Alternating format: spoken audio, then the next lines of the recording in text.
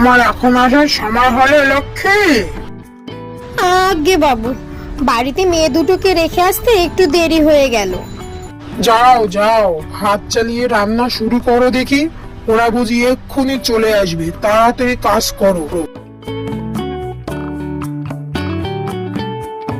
ওই দেখা যায় তাল গাছ, ওই আমাদের গ্রাম।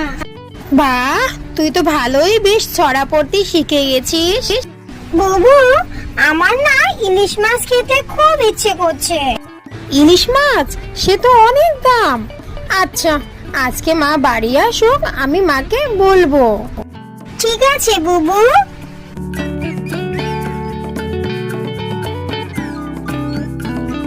কি রে লক্ষ্মী, তোর কি রান্না শেষ হলো?